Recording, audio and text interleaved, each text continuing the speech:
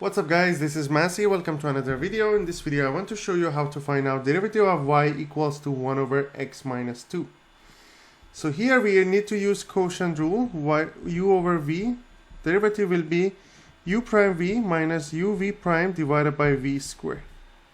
So derivative of 1, which is going to be 0, times x minus 2 is going to be 0. So 0 minus u, which is 1, times derivative of x minus 2, which is going to be 1. Divided by v squared, which is x minus 2 squared. So it's going to be negative 1 over x minus 2 to the power of 2. Next one, y equals to 1 over 4 minus 5x minus, that's x squared. So we need to use the same method again, the quotient rule. Derivative of 1 is going to be 0 times 4 minus 5x minus x squared. It's going to be 0 as well.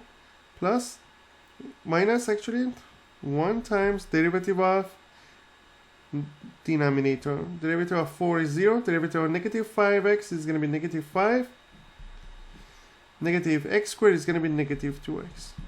Divided by 4 minus 5x minus x squared to the power of 2. So that's going to be the y prime. You need to simplify it. Negative times this thing is going to be 5 plus 2x. So we're going to have 4 minus 5x minus x squared to the power of 2. So that's going to be the answer. Next one, again same method, u over v. It's going to be u prime v minus uv prime divided by v squared.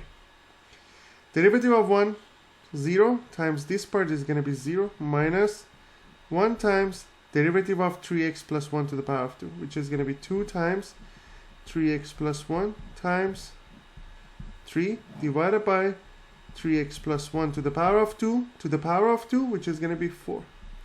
So you have negative 6 over 3x plus 1 to the power of 3. So that's going to be the final answer. I hope you enjoyed this video.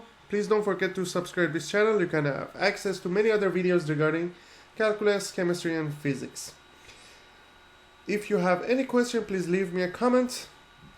And also I leave some related videos and playlists in description for extra practice questions. Thank you for watching and have a great day.